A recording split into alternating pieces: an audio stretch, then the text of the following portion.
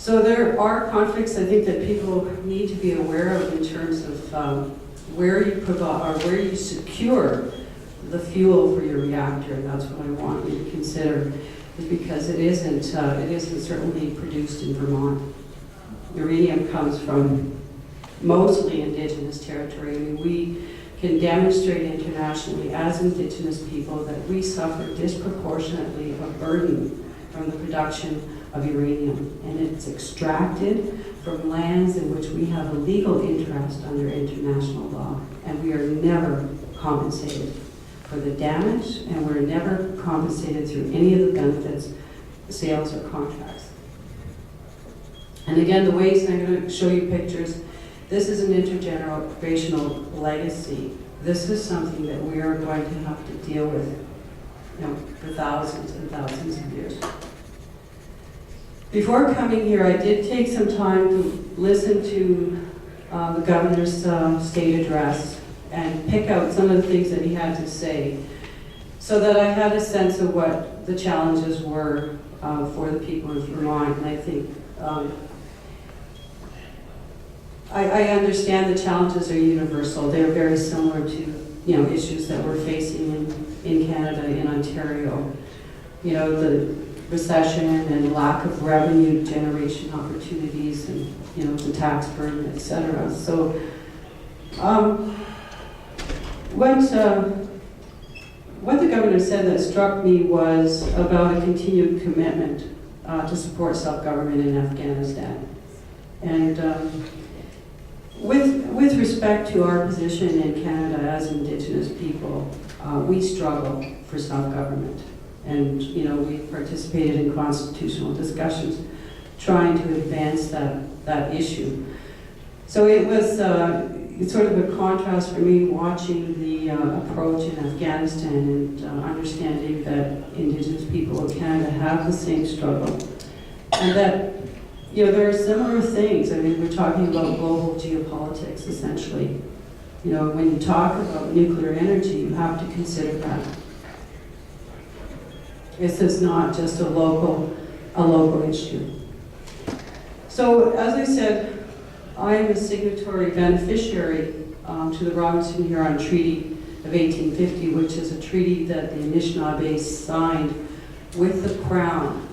And the intention of the treaty was to ensure that as Anishinaabe people, we had access to the territory to continue to practice hunting, fishing, gathering, trapping, and in essence, it was an entitlement that we could sustain our culture, our traditions, our language, and our lives, essentially.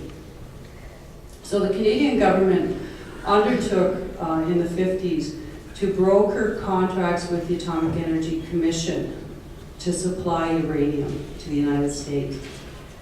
And 11 mines were opened, and one of the financiers for the mines was a famous American named Joe Hirshhorn. Joe Hirshhorn and Stephen Roman organized all the money that was needed to open the mines. So he basically was an American interest, and he gathered money from around the world, and there were people from Europe who invested, I mean, very high-level people who invested in this mine opportunity. Those contracts that were signed with the Canadian government and Atomic Energy were basically cost-plus contracts for the production of uranium at no risk to the private corporations whatsoever. And the companies were Denison Mines and Rio Algo Limited. So they were mining uranium in our territory since 1955. And the last mine closed in '96. So the market price for uranium had fallen out, and the companies decided to close the mines and move the mines to Saskatchewan. So this is a picture of nuclear tailings. So they're still mining in Saskatchewan? They're mining in Saskatchewan. Because this uranium was not rich enough? Well, they were saying that the ore body, that they were saying that the ore body wasn't, it wasn't viable. So the grade again was, and I'm not sure what the grade is in Saskatchewan, but I heard it was such high level stuff that they were using robots to mine it.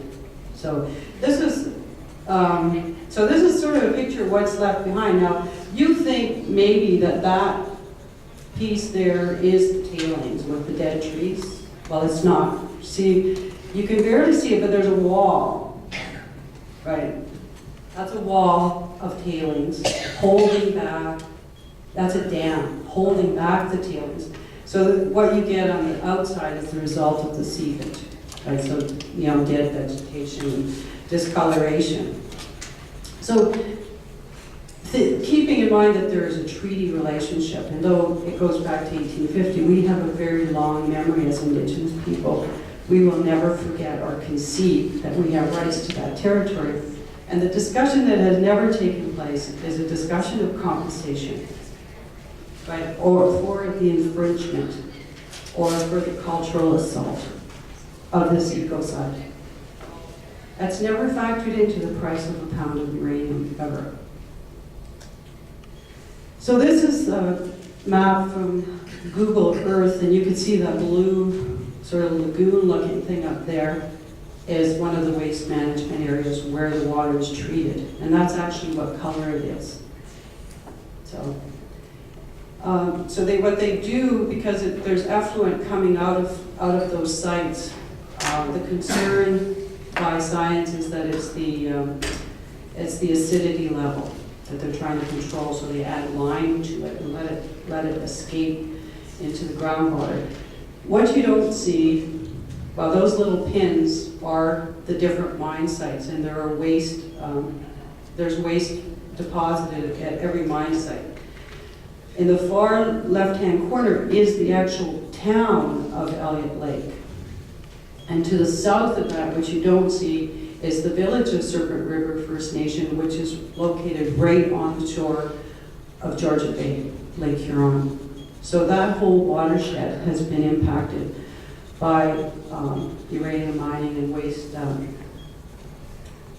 But International Joint Commission on Great Lakes Water Quality flagged that as the single largest contributor of radium to Lake Huron. So it's leaked into the Great Lakes.